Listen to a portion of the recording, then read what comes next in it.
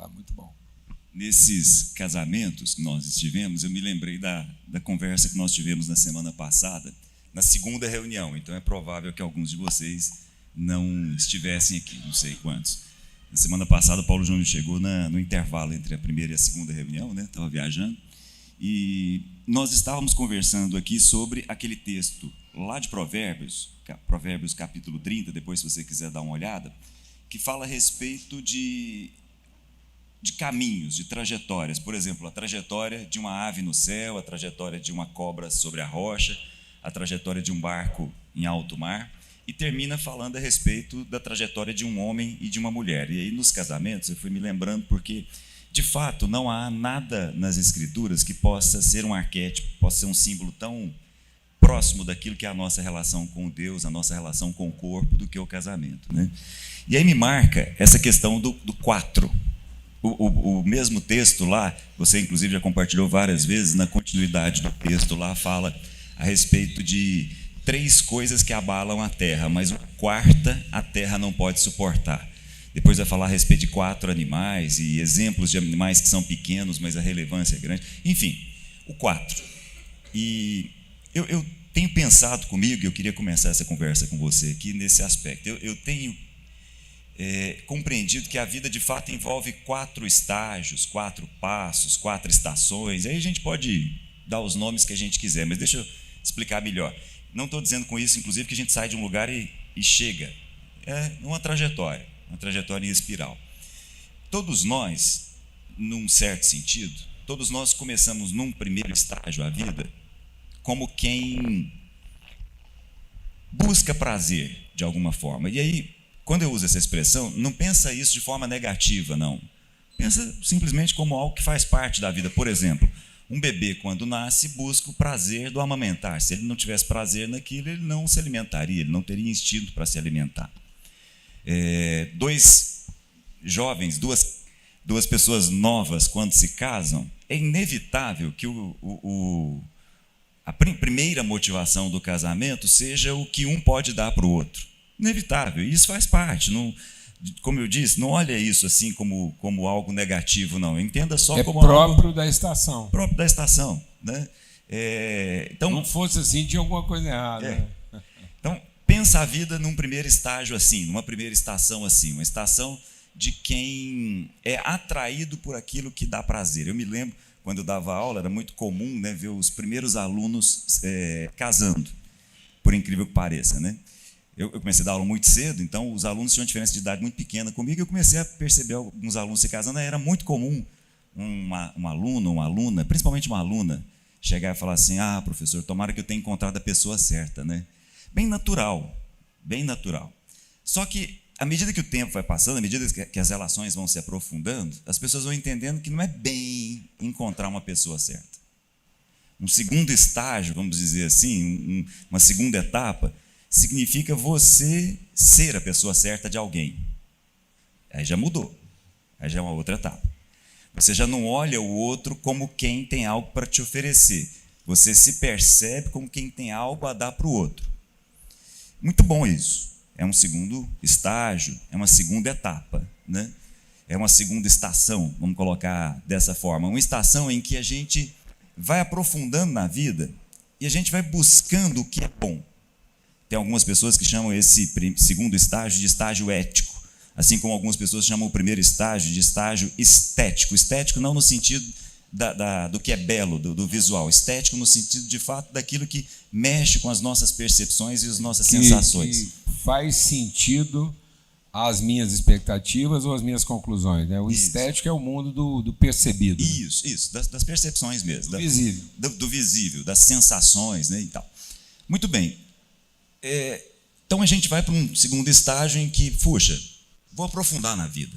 Eu vou buscar o que é bom. Eu vou buscar, inclusive, fazer o que é o bom, fazer o bem, porque isso é a favor da própria vida. Ok. Só que, à medida que nós vamos amadurecendo, nós também nos percebemos como pessoas que não dão conta disso. A gente vai caminhando a vida. Paulo usa um arquétipo que muita gente entende que é ele, falando lá na carta aos Romanos, onde ele vai usando a expressão eu várias vezes. Eu queria fazer o bem e não consigo, o mal que eu gostaria de fazer, não gostaria de fazer, esse eu faço e tal. Então, chega um estágio na vida de todos nós em que a gente busca o transcendente. A gente percebe que a vida não são os prazeres, a gente percebe que a vida envolve fazer o bem, mas a gente se percebe como quem não dá conta de fazer isso. Então, a gente busca algo que está do lado de fora de nós. Esse seria um terceiro estágio. E aí, de novo, eu vou colocar assim, mas não de maneira negativa. Um estágio religioso, um estágio de quem procura algo além. Mas tem um quarto. E é nesse quarto aqui que eu queria parar com vocês. Eu tenho comigo que a última mensagem de Jesus, a última conversa de Jesus com os discípulos passa por esse lugar. E aí me parece que todas as relações, de uma forma geral, precisam chegar nesse quarto lugar, nessa quarta estação. De novo, não estou querendo dizer que a gente sai de um lugar e depois termina num quarto. Não, faz parte da vida. Vira e mexe, a gente vai passando por cada um desses lugares, a gente vai percebendo e vai amadurecendo. Mas o que seria o quarto? Eu queria te pedir para abrir sua Bíblia lá no Evangelho de João, capítulo 13. Embora o meu objetivo seja o capítulo 14, mas eu quero lembrar aqui o capítulo 13.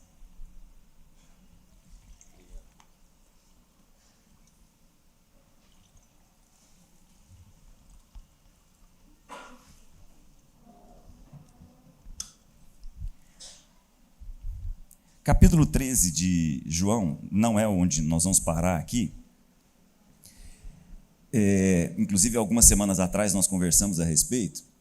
Fala daquele episódio em que Jesus tira a sua túnica, tira a sua roupa de cima e passa a lavar os pés dos 12 que estavam ali com ele. Todo mundo deve se lembrar bem desse episódio.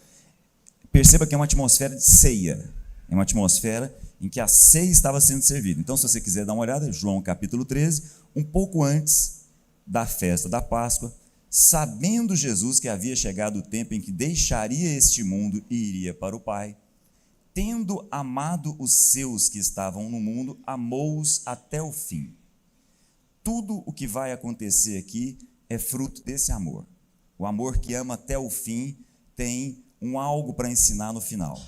Estava sendo servido o jantar, o diabo já havia induzido Judas Iscariotes, filho de Simão, a trair Jesus, sabendo que o Pai havia posto todas as coisas debaixo do seu poder, e que viera de Deus e voltava para Deus, levantou-se da mesa, colocou uma toalha, e aí começa aquele processo que a gente já conhece. No meio do caminho, Pedro conversa com Jesus, dizendo: Jesus, o senhor não vai lavar meus pés? Aí Jesus usa a seguinte expressão, e eu queria parar aqui com você: Pedro, se eu não lavar os seus pés, você não tem parte comigo. Eu queria parar nesse ponto, mas nós vamos voltar nele. Vou continuar o texto, nós voltamos nele. Lá no finalzinho, o último versículo do capítulo 13, diz assim: Jesus respondeu, Pedro falando para ele, né, que estaria pronto para dar a vida por ele, e aí Jesus fala: Pedro, você acha mesmo que você vai dar a sua vida por mim? Você tem certeza disso? Muito bem, aí nós vamos para o capítulo 14, e Jesus continua a mesma conversa. Então, capítulo 14, ele diz assim: que o coração de vocês não se perturbe. Ou, dependendo da sua versão, que não se turbe o vosso coração, que o seu coração não seja como que água suja. Creiam em Deus, creiam também em mim. Na casa de meu pai há muitos aposentos. Se não fosse assim, eu teria dito que vou preparar lugar para vocês. Se na casa do meu pai não tivesse muitas moradas, muitos aposentos, muitos quartos, eu teria dito a vocês. No entanto, eu vou preparar lugar para vocês na casa do meu pai. Quando eu for preparar lugar, voltarei e os levarei comigo, para que vocês estejam aonde eu estiver. Esse texto não é tão simples para nós aqui, ocidentais, século 21. A gente lê esse texto e é levado, em função dos últimos anos, dos últimos séculos, a pensar uma coisa que não é o que Jesus está dizendo. Deixa eu explicar isso com muito cuidado. Quando ele usa assim, na casa do meu pai há muitas moradas, há muitos aposentos, o que será que uma pessoa que está ouvindo... O que será que uma... Tá ligado? Tá, joia. O que será que uma pessoa que está ali junto com Jesus está pensando? Não é bem o que a maior parte de nós está. Aí eu preciso fazer o papel de quem se propõe a ensinar, né? Eu vou voltar, eu vou abrir um parêntese aqui. Você não precisa abrir, não. Pode ficar com a sua Bíblia aberta aqui, eu vou ajudar vocês. Vou voltar em alguns salmos. E você vai deduzir junto comigo o que é essa expressão casa de meu pai, casa de Deus, casa do Senhor. Por exemplo, Salmo 23, que todo mundo conhece muito bem, termina assim: bondade e misericórdia, o Salmo de Davi falando do seu pastor, bondade e misericórdia certamente me seguirão todos os dias da minha vida. E aí ele termina dizendo: e habitarei na casa do Senhor para todo sempre. O que será? Casa de Deus, casa de meu pai, casa do Senhor. Vou continuar. Muito conhecido, Salmo 122, diz assim: alegrei-me quando me disseram, vamos à casa do Senhor. Então, pensa com a cabeça das pessoas que estão ouvindo Jesus dizer assim: na casa de meu pai há muitos aposentos, há muitas moradas, há muitos quartos. Eu vou preparar lugar, vou voltar, vou levar vocês para esse lugar, de tal forma que aonde eu estiver, vocês também vão estar. Vou continuar. Mas um outro salmo que é bem conhecido, diz assim: aleluia, louvem o nome do Senhor, louvem todos os servos do Senhor que estão na casa do Senhor, nos átrios da casa do nosso Deus. De que é que Jesus está falando? Para as pessoas que estão ouvindo aquilo dali, o que será que está passando pela cabeça deles? Pedro, Tiago, Judas, Tomé, estão ouvindo Jesus falar a respeito da casa do meu pai, da casa de Deus, da casa do Senhor, eles estão pensando em quê? Eu vou ajudar vocês. Profeta Ageu, profeta do pós-exílio, ele junta a turma e diz assim: assim diz o Senhor dos Exércitos, ainda não chegou o tempo em que a casa do Senhor deve ser reconstruída. Eles estão voltando do exílio, Jerusalém está completamente destruída, e eles estão reconstruindo Jerusalém. E eles começam pelos muros, porque o muro dava para Jerusalém o status de cidade-estado, mas também são chamados, são exortados pelo profeta a construir, ou melhor, a reconstruir a casa do Senhor. O que é que o profeta está falando? O que é a casa do Senhor para aqueles judeus que estão ouvindo ali no primeiro século? Vou continuar. Acaso, o profeta falando, é tempo de vocês morarem em casas luxuosas, enquanto este templo permanece em ruínas? Do que Jesus está falando quando ele chama a casa do meu pai, a casa de Deus, a casa do Senhor? O templo. Deixa eu ajudar vocês. Quando Jesus está com 12 anos de idade, e é engraçado isso, né? Uma cena hilária, né? Jesus está com 12 anos e ele tinha muitos irmãos. Às vezes a gente não percebe isso. Tiago, o escritor da carta de Tiago no Novo Testamento, é irmão de Jesus, não é o apóstolo Tiago. Jesus tinha vários irmãos e irmãs. Como ele era o mais velho, aos 12 anos já tinha alguns. E aí o pessoal foi para a festa em Jerusalém, foi para a festa da Páscoa, como era costume entre todos os judeus. E aí não é como no nosso caso que a gente vai parando o carro na porta, né? Eles vão a pé, em romaria, cantando os salmos dos degraus e voltam para casa em romaria. Como Jesus era o mais velho, provavelmente um filho assim, certinho, né? Imagino eu, não deve ter sido igual ao Paulo Júnior, não, deve ter sido mais certinho um pouquinho. Imagino que os pais se preocuparam com Jesus, foram cuidando dos mais novos. 3 dias depois, e o 3 aqui é importante, o 3 aqui não é ao acaso, 3 dias depois, Zé olha para Maria e falou: ué, cadê o mais velho? Cadê? Será que está com fulano, Beltrano? Não. Aí voltam. Aí voltam preocupados. E encontram Jesus aonde? No templo. E aí Maria fala: nossa, como é que você faz isso com a gente? Aí Jesus diz o quê? Mas por que vocês estão preocupados? Eu não devia estar aonde? Na casa do meu pai. Então, diferente do que nós muitas vezes imaginamos quando nós lemos esse texto, quando Jesus está falando de casa do meu pai, ele está falando do quê? Do templo. Aquele templo que está lá. E aí, a respeito desse templo, nós vamos evoluir um pouco. A respeito desse templo, Jesus diz assim: destruam esse templo e eu vou reconstruir em 3 dias. Lembram disso? Vou recordar o episódio com vocês aqui. Jesus, logo depois da entrada triunfal, logo depois de entrar e ser reconhecido como Messias, Jesus entra em Jerusalém. E ao entrar em Jerusalém, lá sentado no lombo de um jumento, reconhecido como Messias, ele entra. Ao entrar, ele entra e vai para o templo. Quando ele chega no templo, ele percebe boi, ele percebe ovelha, ele percebe pomba. Ele percebe pessoas fazendo o câmbio da moeda, porque havia uma moeda que só podia ser usada dentro do templo. Então, quando as pessoas chegavam trazendo sua moeda lá do Egito, da Mesopotâmia, de qualquer lugar do Império Romano, eles tinham que trocar, porque a moeda era pagã, precisava ser trocada, então havia os cambistas ali. E ganhavam uma grana fazendo isso. Jesus derruba a mesa, Jesus espalha esses animais de uma forma geral, e o pessoal chega e pergunta, com que autoridade você está fazendo essas coisas? E aí Jesus usa essa frase. A autoridade que eu tenho para mostrar para vocês é o seguinte: destruam esse templo e eu reconstruo em 3 dias. Todo mundo olha, falei, tá doido. 46 anos para Herodes construir esse templo, ele vai reconstruir em 3 dias?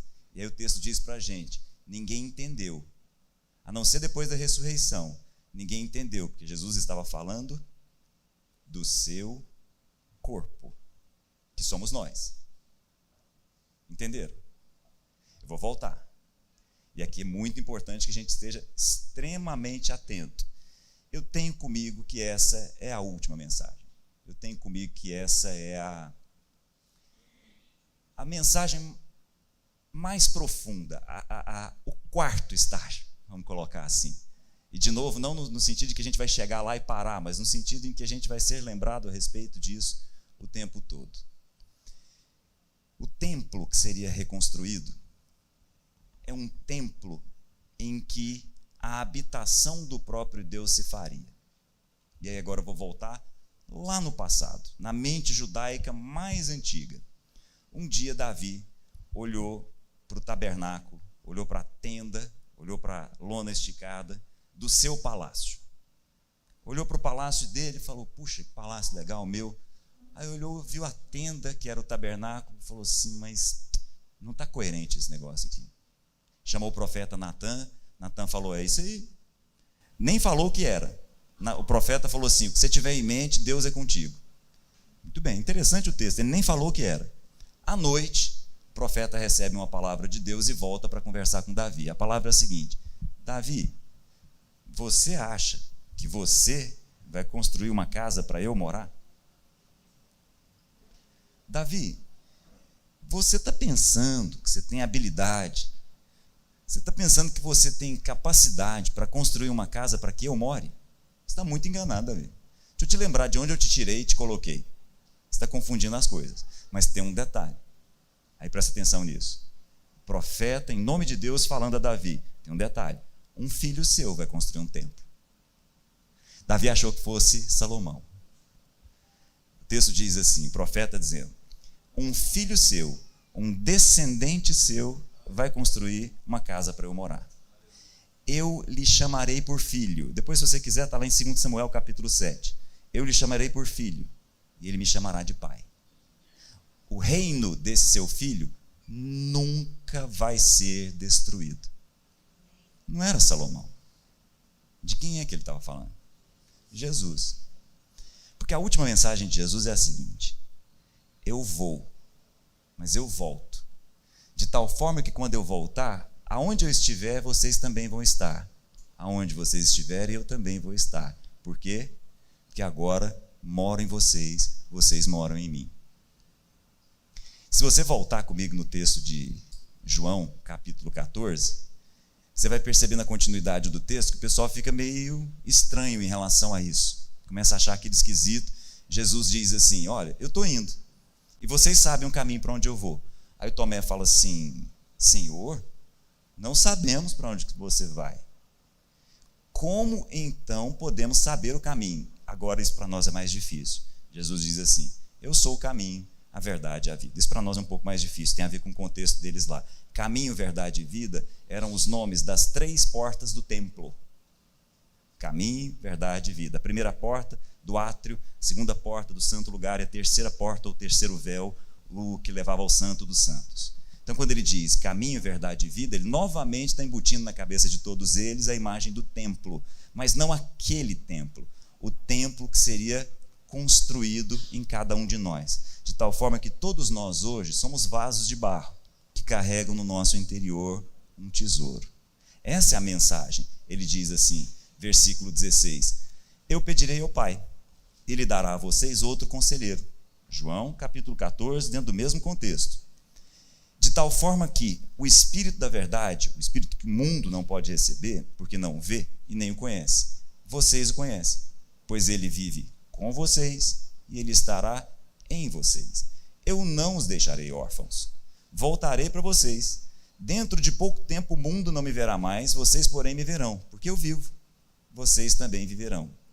Naquele dia, vocês compreenderão que eu estou no meu Pai. Vocês estão em mim e eu estou em vocês. Essa é a mensagem. Esse é o último estágio. É o estágio em que a gente não vai a Deus mais por aquilo que Ele nos oferece. É o estágio também de quem não vai a Deus como quem quer oferecer alguma coisa. É o estágio de quem também já se percebeu como alguém que depende do divino. Mas tem um estágio além. O estágio de quem se percebe um com Ele, assim como um com todos nós. E aí nós percebemos o estágio da vida. Os casamentos, quando chegam nesse lugar, ganham outra dimensão. Os casamentos, quando saem da etapa de que um oferece algo para o outro, ou de alguém que está tentando o tempo todo oferecer algo, ou ainda daquele que pede a Deus que o casamento seja renovado, vai para um quarto estágio. O estágio em que eu agora me percebo um com a minha mulher se percebe um comigo, e nós agora estamos noutra etapa da vida, e agora todas as outras coisas começam a ganhar rumo, porque agora eu percebo quem eu sou, porque eu só sou no outro, eu só sou em Deus. Isso é muito forte. Essa é uma mensagem que a gente vai continuar conversando a respeito dela. Nós precisamos ir até o capítulo 15, capítulo 16, e ao chegar no capítulo 17, Jesus ora pedindo: Pai, que eles não tenham dúvida de que eles são um comigo, assim como eu sou um contigo. E eu oro inclusive por aqueles que ainda vão conhecer essa mensagem, para que eles não tenham dúvida de que eles são um comigo, assim como eu sou um contigo. Esse me parece ser o quarto estágio, e eu queria começar essa conversa com você a partir da semana passada, né? Porque ficou na minha cabeça aquilo, e os nossos encontros durante essa semana coincidiram. Eu fui anotando umas coisas. Alguém deve ter achado até que eu estava meio doido. Você estava lá compartilhando o casamento e eu anotando umas coisas. Né? Samuel estava do meu lado. É muito forte o que a gente está compartilhando aqui. E às vezes você pode estar recebendo isso e pensando: mas isso aí é muito teórico, é muita viajação, é um negócio. Como é que isso. Porque agora eu vou fazer aquela parte que geralmente as pessoas fazem comigo, né? Vamos falar uma coisa prática disso, né? Então, como é que isso vai afetar lá minhas contas de luz? E isso vai mudar o valor do meu aluguel? Meu oleride? Vai. De maneira bem prática. Então, agora, hoje eu quero fazer esse papel. Então, hoje quase que a gente inverteu um pouco aqui, né? Porque geralmente eu vou lá, assim, por mais. E hoje o Cláudio abordou essa coisa assim, bem nesse chamado. Agora eu quero sentar como engenheiro, e aí eu vou usar algumas leis físicas aqui para a gente entender isso, porque está na Bíblia. É interessante que quando Paulo escreve aos Efésios, ele fala da quarta medida, porque ele diz assim na oração dele, Efésios 3, verso 14: Por essa razão ajoelho-me diante do Pai, do qual recebe o nome toda a família nos céus e na terra. Lembra quando Deus falou para Abraão: em ti serão benditas todas as famílias?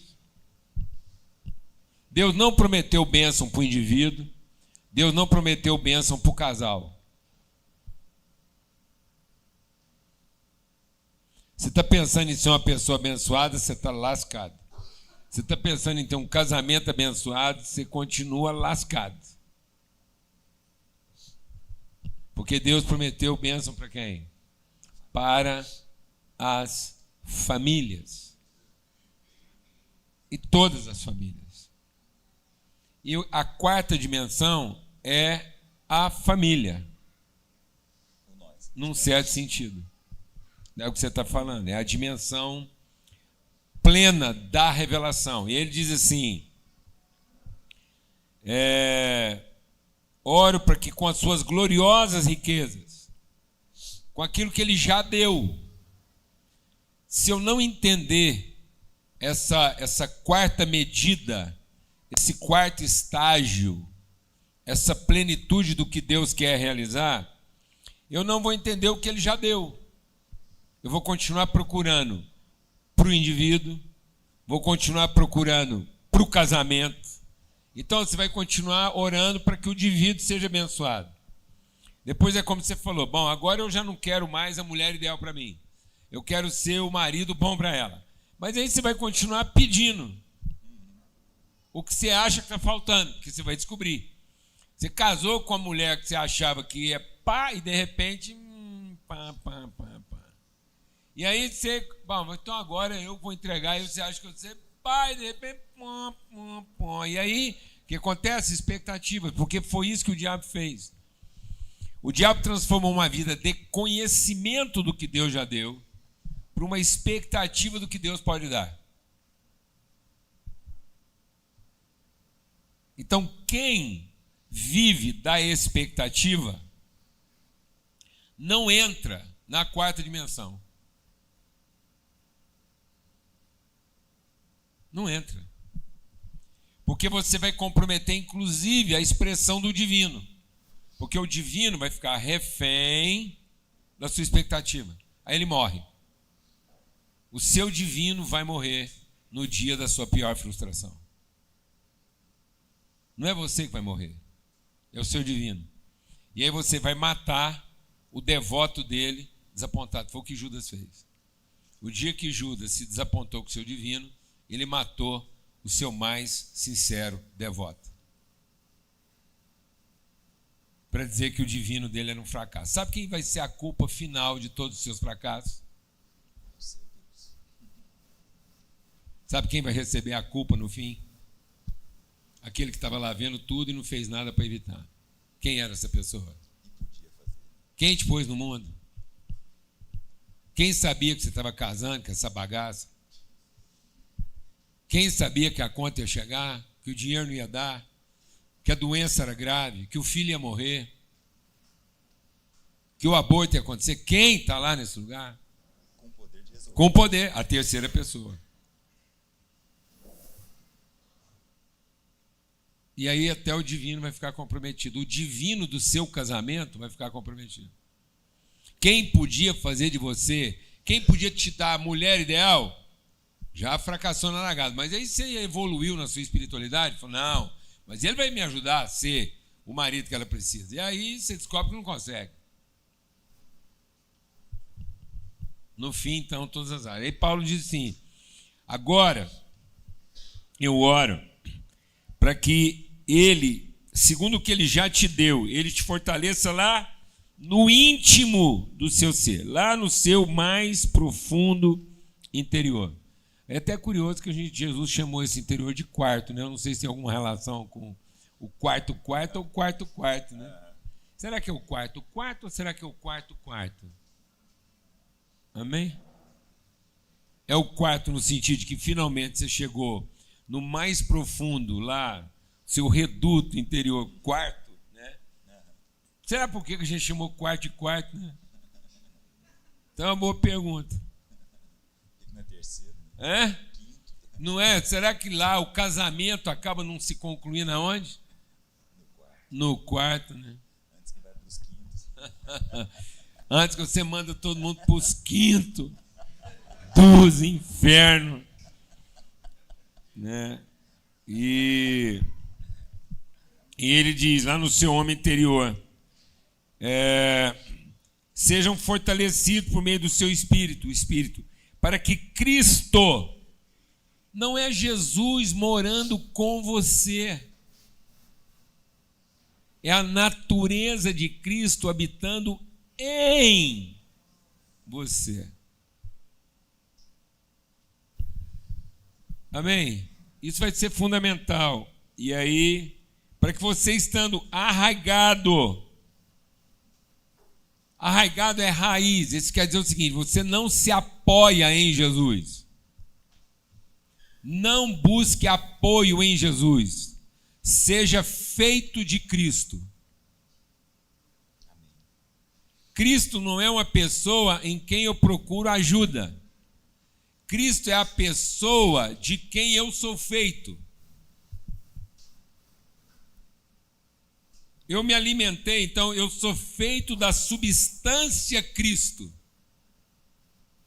A natureza de Cristo. Eu comunguei essa relação. Eu entrei em outra dimensão. Porque agora é uma substância, é uma conexão de natureza imediata. Por isso que ele traduziu isso no pão. É tão forte isso, doutor, cientificamente falando, já que a gente está... Porque Deus foi escrevendo, Deus escreveu isso na nossa vida o tempo todo. Com que velocidade um pedaço de pão passa a ser parte de você? Está vendo? E qual a possibilidade de separar de você o pão que você acabou de comer? Impossível. Amém, doutor? Impossível. A partir do momento que você colocou o pão e começa a mastigar, já é impossível separar você. Se fizer de você uma difração atômica, pegar você e enfiar você num acelerador de partícula, pronto, agora já não dá mais saber se aquele nêutron era o seu ou do pão. Alguém está entendendo o que eu estou falando aqui ou não? Aí você fala, não, mas é muito rápido. Eu falo, não, é mais rápido ainda. Porque quando Jesus transformou isso numa memória, agora é na velocidade multiplicada da luz. Porque agora esse pão, ele não faz fazer parte de mim quando eu ponho ele na boca. Eu vi. Aí ficou mais rápido ainda. Eu senti o cheiro. Eu ouvi ele anunciando. Pronto, acabou. Agora esse pão já sou eu e eu sou esse pão antes mesmo de colocar ele na boca, tanto que Jesus nem comeu, porque eu já tinha comido. Ele comeu a memória. Por isso que Jeremias diz assim, se eu não recuperar meu chip de memória, eu vou ser sufocado pelas propagandas que a rede social mandou para mim. Sabe aquele trem que você está lá tentando formar uma memória e a rede social fica te enviando lembranças? Daqui a pouco você tem mais lembranças do que memória. Então é isso. E esse é o contexto. Esse é o contexto. Eles estão no contexto da ceia. É aqui, gente. É o contexto da ceia, dessa quarta dimensão. E está aqui em Efésios. Ó. Aí ele diz, então agora é arraigado. Você não está buscando apoio em Deus. Você não está buscando a ajuda de Jesus. Você não precisa pedir ajuda para Jesus, não, mano. A natureza de Cristo em você orientará você a ser a pessoa que agora você é. Você fala, mas isso é mistério. É mesmo? Mistério. É o mesmo mistério que você pega uma sementinha invisível chamada espermatozoide, coloca ele dentro de um ovo, sai 3,5 kg de gente. Tudo organizado já, até com ideia pronta. Ah, você colocou lá uma sementinha invisível, microscópica no espermatozoide, ele entrou em contato com o seu campo, certo? Geracional. Pronto, ali já nasceu uma vontade. Você pensa que esse trenzinho misterioso já sabe a cor da sua preferência e vai quebrar o maior pau por causa do negócio desse? Não gosta de chuchu? Pronto, já nasceu. Isso aí está lá.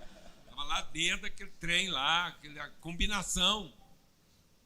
Isso pode ser uma bênção, como pode ser o pior trauma da vida dele. Ele pode vencer o medo que ele tem de chuchu, como ele pode passar mal, ter tremedeira, batedeira, pensar em pular da janela, só de sentir o cheiro do chuchu. Você acha que eu estou exagerando, doutor? Com que velocidade? E a gente está querendo tratar a vida na estética, na ética, pegar uns meninos, achar que você pagou uma boa escola para ele. Rapaz, é um perturbado sendo ensinado por 10 perturbados e todo mundo gastando rios de dinheiro. Pura perturbação.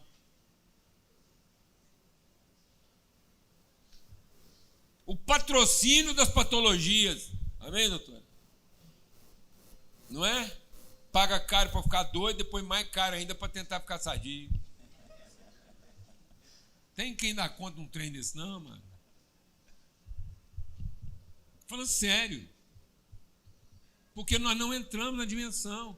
A gente ainda continua pedindo a ajuda de quem? De Jesus.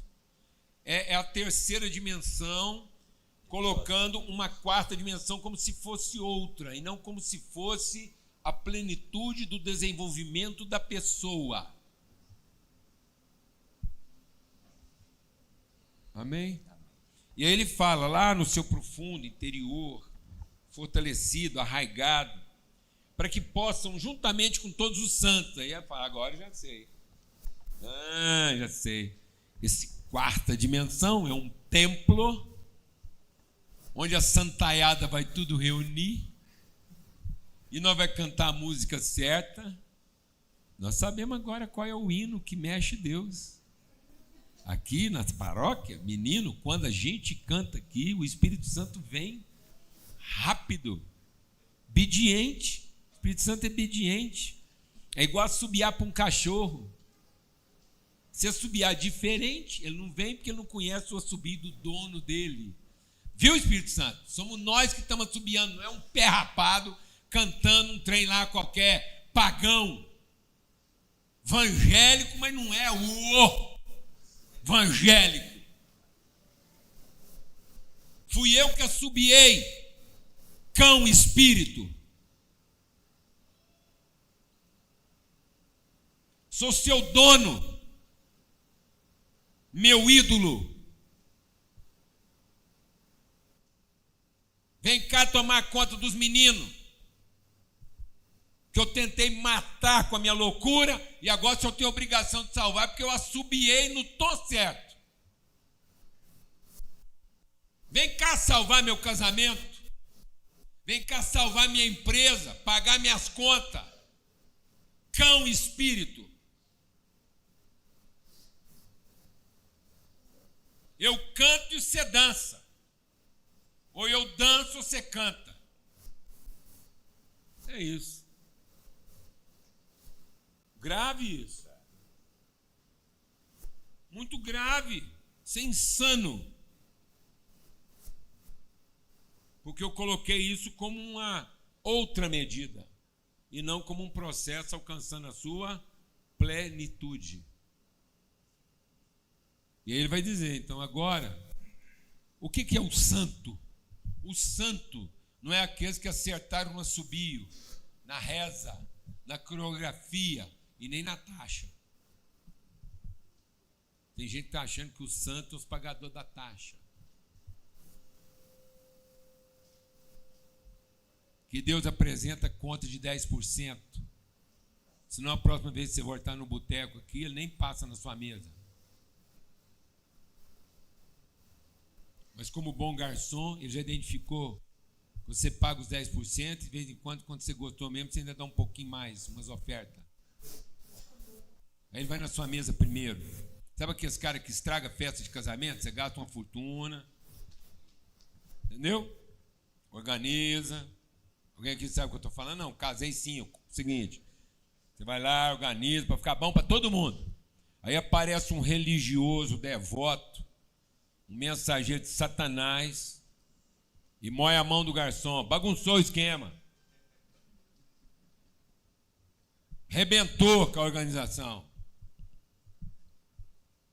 Alguém aqui sabe o que eu estou falando ou não? Já encontrou alguém assim por aí, Fábio? Nas festas lá, com o carinha, dá uma moiada. Porque ele está acostumado a fazer isso. Tem gente que não aguenta. Ele tem que dar propina para um garçom de festa de casamento, de batizado. Se tiver garçom, ele dá um jeitinho de enfiar um trem no bolso dele. Não, vou falar para vocês, mano. Tem crente por tudo quanto é lado. Onde você menos espera, tem um devoto. Bagunçando a vida de todo mundo, fazendo a divindade dele atender quem primeiro?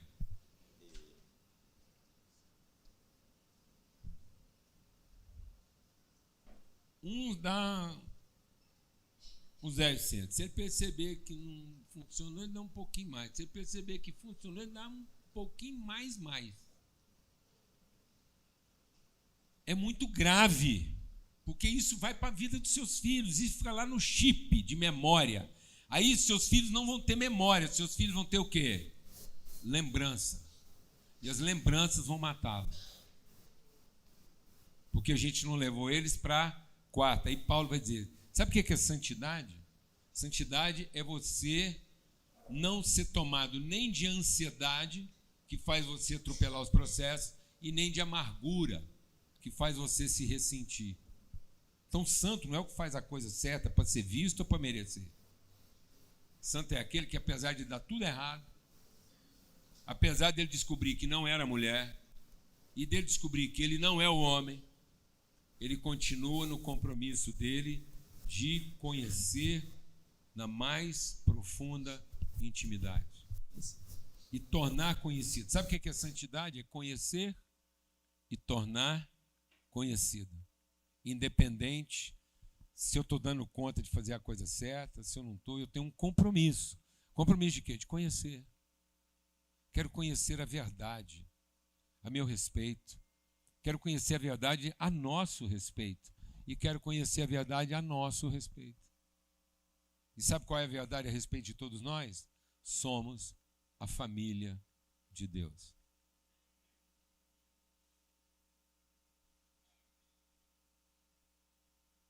É isso que ninguém sabia. Essa é a quarta medida que estava oculta no coração do Pai.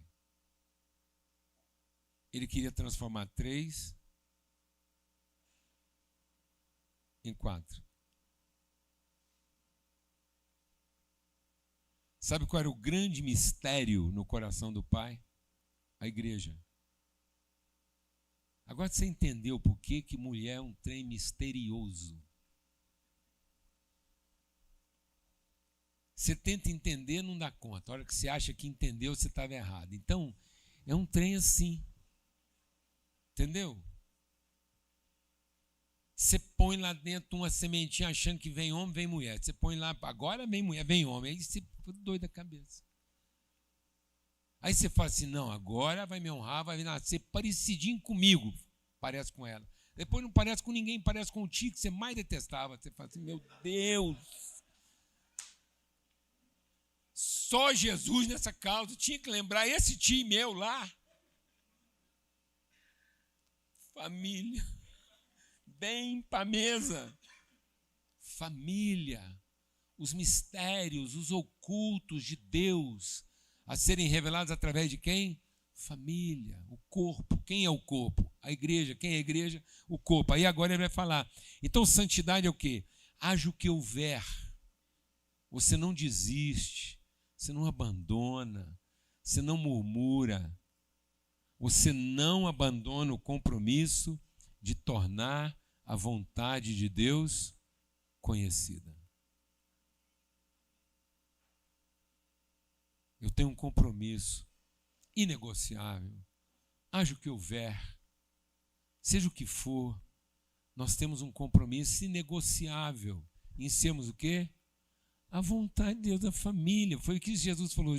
Deus, você podia me salvar, mas Pai, eu estou aqui para cumprir o teu propósito. O teu propósito é que eu sacrifique a minha vida em favor do quê? Da família. Se você sacrificar em função da esposa, é interesse.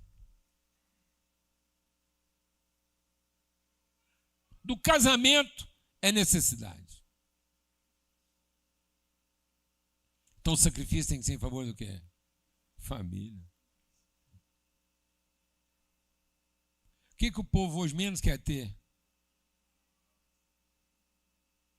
Filho, porque vai aumentar a necessidade, vai comprometer os interesses. Aí nós deixamos de ser o quê? Santo. E a gente achando que santidade era acertar no assobio ou no recurso. Não, santidade é não comprometer o propósito. Ter compromisso que a vontade de Deus seja conhecida. Que eu conheça e faça conhecida. Amém? E aí ele vai dizer então aqui, ó, Cláudio, a quarta. Ele diz, então, quando você estiver em família, você vai compreender o comprimento, a largura, a altura. Essas são as medidas do quê? Visíveis. A ética e a estética. A ética e a estética têm uma medida. Mas eu estou além das medidas do que visíveis. E aí, os físicos, Einstein, todo mundo, até Platão lá na sua física lá, porque né, os pais da física quântica, o que é a física quântica que está tão em moda? A física quântica era descobrir exatamente qual é a quarta medida. Sabia disso? Porque até então a física lidava com a combinação das três. Na combinação das três medidas, você faz uma combinação de tempo e espaço. Aí é o que você está fazendo, não coube no seu quadrado. Sabe por que não coube no seu quadrado formado de comprimento, altura e largura? O seu quadrado tem medidas visíveis. O seu quadrado é um R3. Não coube seu quadrado, você não entra no quarto. Porque você está achando que entrar no quarto é entrar no seu quadrado. Não, entra no teu quarto. Aí você está achando que entrar no quarto é entrar no seu cubo. O cubo, apesar de ter uma aparência quadrada, é uma junção de três medidas. Então, vou te explicar uma coisa. Se você simplesmente fizer a junção das três medidas, você vai achar que são 4. E, na verdade, nunca passou de um 3 mal compreendido. Presta atenção, isso pode transformar a pessoa num satanás. Sabe do que Lúcifer é feito? De uma leitura errada das três medidas. Ele ficou vendo aquela conversa lá, Pai, Filho, Espírito Santo, Pai, Filho, ele escutava aquele barulho. Aí ele escutava aquele barulho e falou assim, é mais de um. Tem hora que é Espírito, tem hora que é Filho, tem hora que é Pai, eu escuto ali, ele deve ter prestado atenção, porque o capeta presta atenção, mais do que nós. Aí ele ficou lá assim, falou assim, mas parece que se eu apurar aqui minha sintonia, parece que é uns 3 conversando. Aí ele escutou. Ele deve ter percebido uma parte da conversa lá, que falou assim, gente, vamos aumentar isso aqui, vamos ampliar essa relação aqui? Vamos trazer mais gente para esse negócio? Aí o capeta pensou, gente, quem é o cara?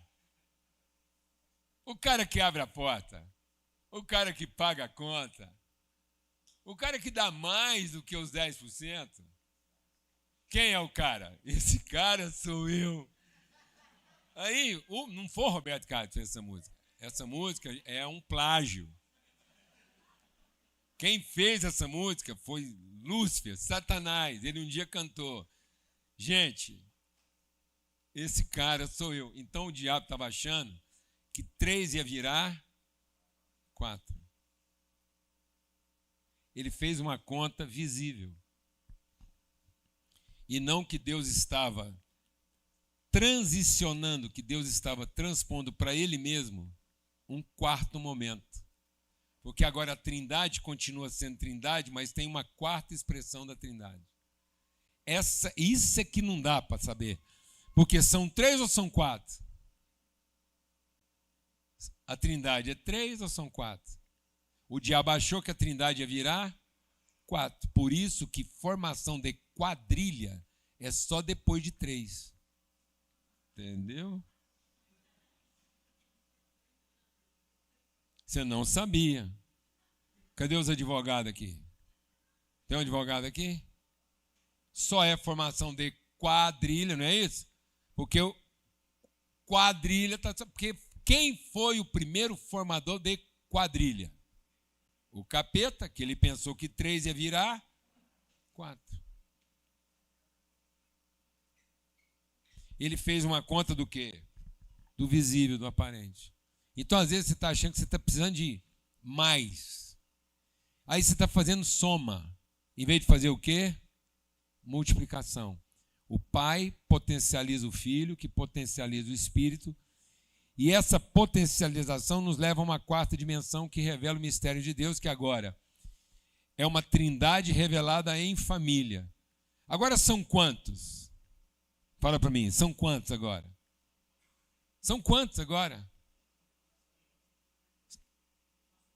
São quantos agora? São 3? Não, são todos, porque sempre foi um. É a expressão quádrupla da unidade. onde todo o movimento de Deus se revela na sua plenitude. Por isso que é altura, largura, comprimento e intensidade. A ciência está até hoje querendo descobrir qual é a quarta medida. É tempo? É velocidade? É luz? Não, mas é intensidade. É plenitude. Sabe que dia que a ciência vai chegar à conclusão que a quarta medida é plenitude? Como é que a ciência vai definir plenitude? E Jesus definiu, sabe qual é a quarta medida? De todo o coração, de todo o entendimento, com todas as suas forças, de toda a sua alma. Como é que isso se revela? Em favor do próximo. Em favor da família. Isso estava onde? Guardado.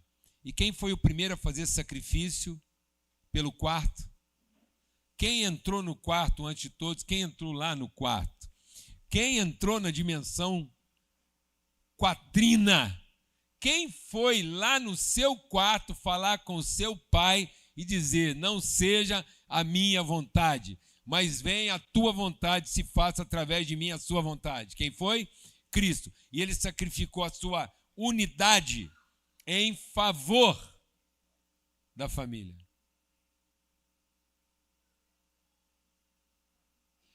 E aí o que era único passou a ser primeiro de todos. Meu irmão, nós somos a expressão de um, porque somos a expressão de todos. E nós somos a expressão de todos, porque somos a expressão de um. Um que se revelou em amor, aí esse amor se expressou em graça, e a graça se expressou em comunhão. Então, é a quarta etapa de um processo. Não é a quarta medida de uma sala. Não é a quarta pessoa na roda.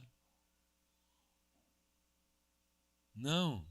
É aquilo que Deus impôs para Ele mesmo. Deus entrou no quarto conosco. Porque Ele sendo três, passou a ser todos. Ele sendo três, Pai, Filho e Espírito Santo, agora o Filho se revelou à igreja. Tinha uma expressão quarta da pessoa três. Agora corpo, alma e espírito vai fazer sentido, porque agora corpo, alma e espírito é em favor da relação e não do indivíduo. Agora você entende por que é 7. Por que 7 é o número da perfeição? Porque a Trindade, amor, graça e comunhão, vivendo em favor da família. Então nós somos a família. Então a humanidade é a expressão quarta. Por isso que tudo que vai falar de homem é 4. Os quadrantes, os 4 cantos da terra, sendo que a terra é redonda. Amém, irmão? Por isso que é 40 anos no deserto. Por isso que é 40 dias até ter fome, jejum. Por isso que choveu durante 40 dias e 40 noites. Porque esse 4 visível é para matar aquilo que a gente construiu a partir de uma combinação numérica, estética, quantitativa. Nós fizemos um 4 para nós, que não é a quarta plenitude, expressão de Deus. Então Deus tem que matar esse homem 4. Sabe o que esse homem 4 nós fizemos? É aquele que era corpo, e aí Deus soprou um espírito. Mas o espírito estava, mas não era. O primeiro contato que o homem teve com o Espírito de Deus, o espírito estava, mas não era. Então Deus me conferiu possibilidade espiritual, mas o Adão não era um ser espiritual. Ele tinha espírito para ter condição espiritual, mas o espírito não era permanente, estava nele, mas não era ele. Você está entendendo isso ou não? Pronto. Aí, o Adão, corpo, recebe uma inoculação, uma injeção presencial, pá! Aí ele vira agora um ser espiritual. Quando esse ser espiritual, em contato com a natureza humana carnal, formou o quê? A alma. Ele passou a ser alma vivente. Então agora eu tenho uma necessidade física, eu tenho uma cognição de alma e eu tenho uma possibilidade espiritual. Mas como o espírito estava, mas não era ele, apesar de estar nele, quando Adão ouviu a sua carne, o espírito que estava nele morreu. Agora, ele é um quarto morto, porque ele não alcançou. Agora, por que ele é um quarto morto? Porque ele vai fazer um Deus para ele. Ele é um espírito morto, uma alma escrava do corpo, construindo para si uma divindade. Então, o que é a divindade? O que é a divindade do Adão? Uma quarta pessoa para responder aos interesses dele de corpo, alma e espírito. Por isso que o nosso Deus está no nosso quadrado, no nosso cubo. Porque ele não é alguém em com. Ele é alguém que está nas minhas 3 dimensões e que eu tento converter para resolver os meus problemas de corpo, alma e espírito. Então eu sou um 3 incompleto, porque eu não evoluí, eu não avancei para ser a pessoa completa que Deus queria revelar de maneira misteriosa que estava dentro dele. Sua família. Aí eu não sou família. Eu tenho casamento, eu tenho filho, eu tenho empresa. Eu vivo como família, pago conta de família, frequento ambiente de família, sofro pensando que sou família, mas eu não sou família. Eu sou um casamento que talvez dê certo. Eu sou uma empresa que precisa funcionar. Eu sou um pai que tem ou não filhos e que tem ainda a ilusão que eu é que resolvo quantos eu quero ter. Ora, quem resolve quantos filhos quer ter é um 3 de 4. Porque Deus falou para Nabucodonosor, você se acha um Deus? Eu vou fazer você andar de 4.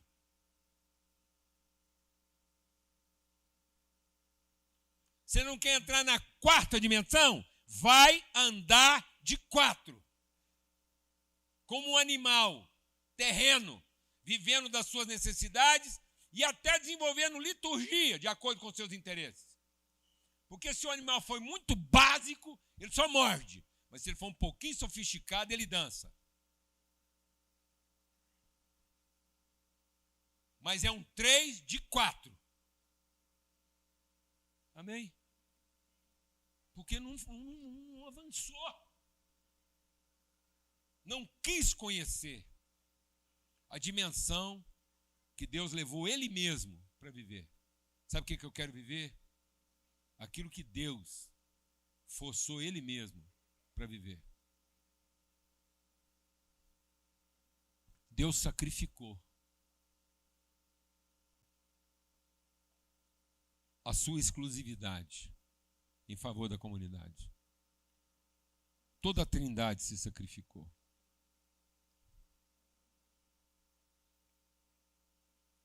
Deus sacrificou a Trindade em favor da nossa relação. E nós estamos sacrificando a nossa relação em favor da nossa Trindade. Nossa Trindade não é amor, graça e comunhão. A nossa Trindade é corpo, alma e religião. Sabe de que é feita a Trindade humana? Corpo, alma e religião. Aí a gente se reúne achando que tem comunhão e não é comunhão. É o endereço da minha religião.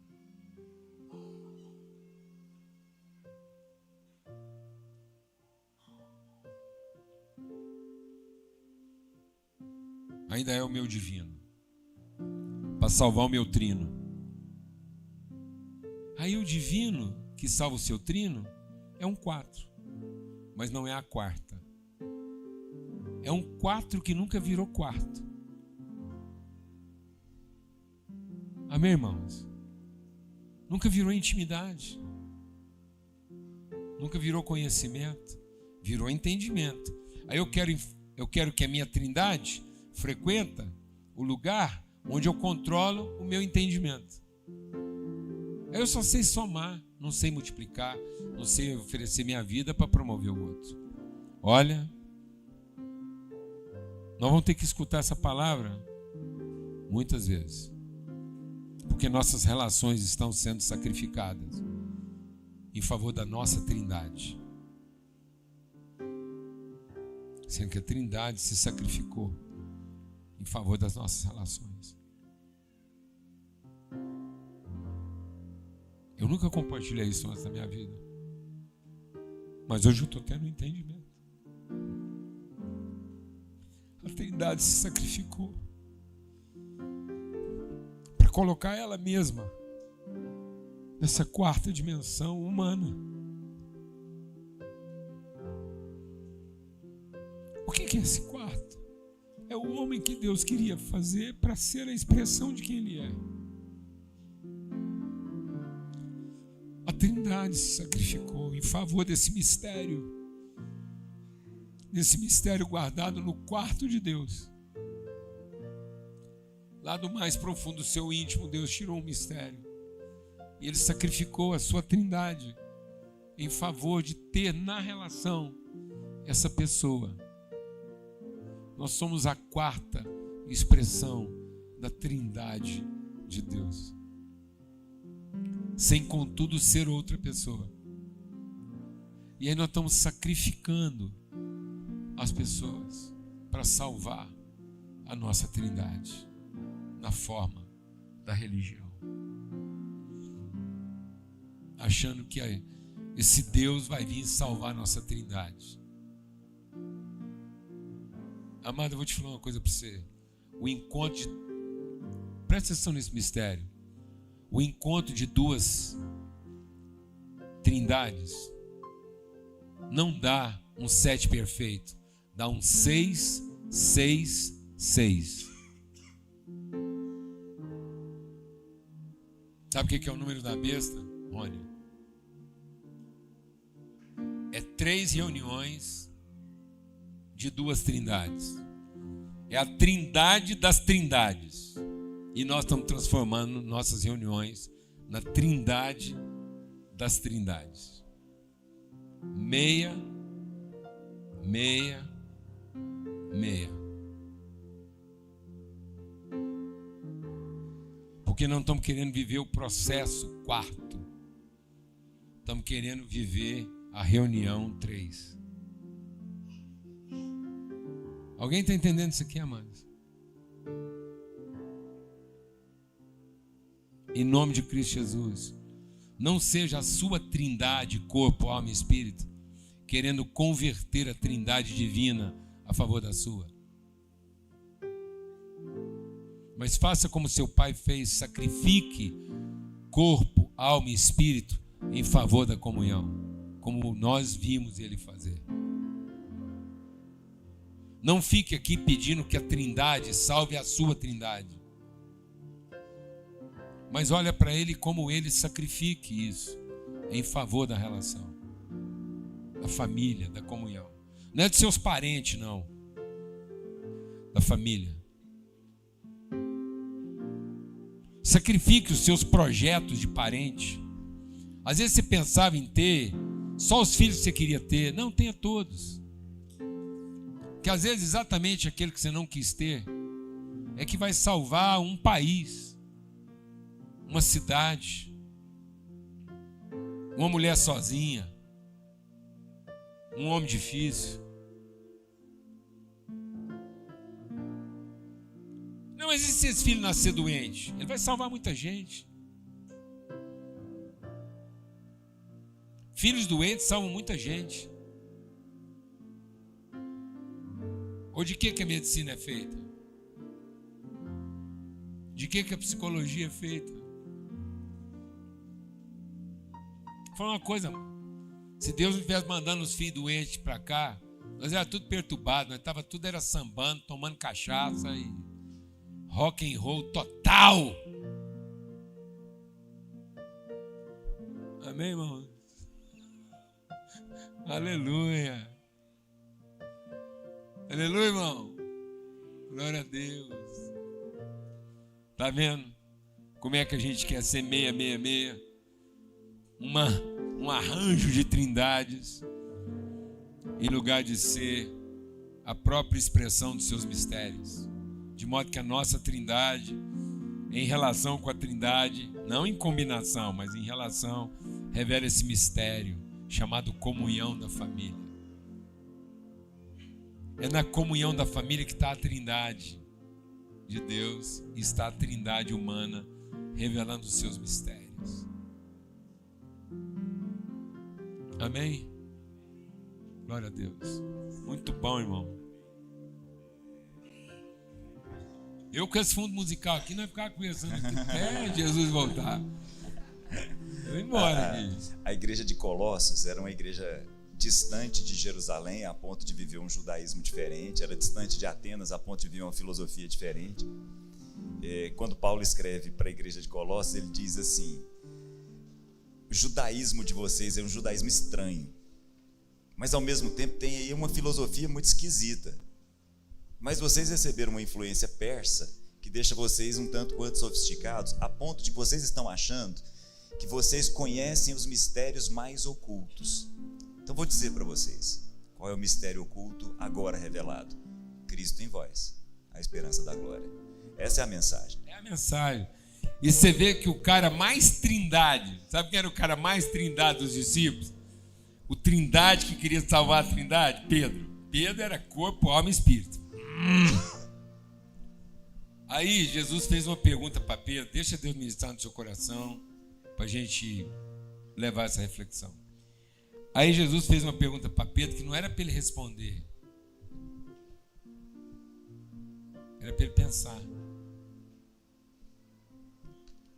Sabe qual foi a pergunta que Jesus fez para Pedro? Pedro, você me ama mais do que todo mundo me ama?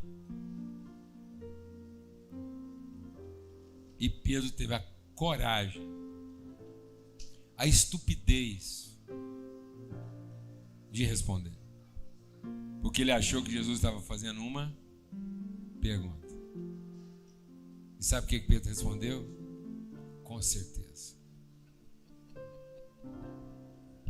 Com certeza. Eu posso te salvar, Jesus. Eu posso te proteger. A minha trindade, em associação com a sua trindade, nós somos imbatíveis. Você acha que eu estou exagerando? Não. Jesus um dia chamou Pedro de 666. Fui eu não. Ou não, teólogo? De que Jesus chamou Pedro? Um dia Jesus chamou Pedro de quê? De anticristo. Porque Pedro estava sempre achando que dava para combinar a trindade dele com a trindade. Por isso que Pedro sempre escutava 3 perguntas. E tão trindade, ele respondia 3 vezes. Ele achava que era uma trindade tentando ajustar com a outra trindade. E Deus sempre querendo levar ele para uma quarta. Deus falou assim, aí Jesus falou para Pedro, ó, um dia alguém vai salvar a sua trindade. Porque a sua trindade faz o que quer, come o que quer, frequenta o culto que quer, na hora que quer, dá dinheiro onde quer, acha igreja boa, igreja ruim, acha irmão bom, irmão ruim. Sua trindade é poderosa, Pedro. Você sabe quem presta, quem não presta na igreja, quem faz a coisa certa e não. Você, Pedro, você na sua força trina, você sabe tudo, Pedro. Você sabe o horário do culto bom, a igreja que funciona, você sabe onde é que dá para dar dinheiro, você também sabe a hora de tirar. Ou Jesus não falou isso para Pedro? Você veste o que quer, come o que quer, na hora que quer, vai aonde quer. Mas um dia, uma relação, não é uma devoção. Um culto não vai transformar você. Uma música não vai transformar você. Sabe o que vai transformar você? Uma relação. Alguém mais novo vai pegar você pela mão e vai obrigar você a ir para uma 4ª dimensão. Isso chama-se relacionamento, comunhão, vida compartilhada, contra a vontade. Aí você entrou no mistério. Amém? Aleluia. Eu falei, se não parar aqui, me interrompa, para aí, fala amém. Tá doido. É isso. Vamos Amém. ter uma palavra de oração, né? Amém. Feche seus olhos. De prático, queria te convidar para sair daqui hoje e pensar a vida sempre nesse caminho. Eu estou no Pai, o Pai está em mim, estamos todos em comunhão. Deus amado, muito obrigado por esse tempo. Essa não é uma reflexão fechada.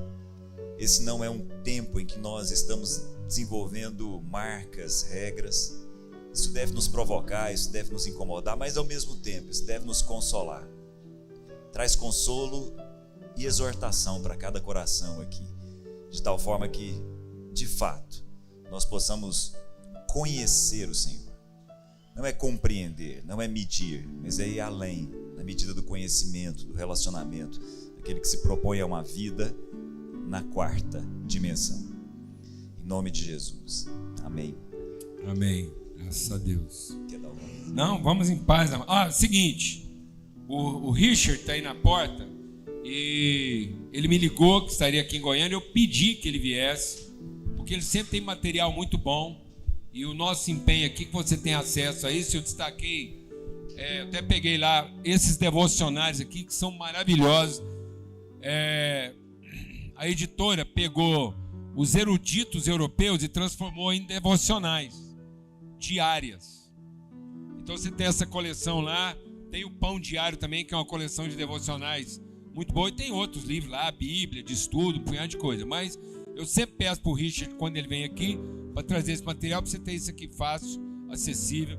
Isso aqui, ó, é um dos melhores presentes que você pode dar: batizado, casamento, velório e inauguração de empresa. Esses devocionários são maravilhosos, é alimento saudável para todo mundo, qualquer idade, tá bom? Beleza? Uma boa semana para todos. Amém.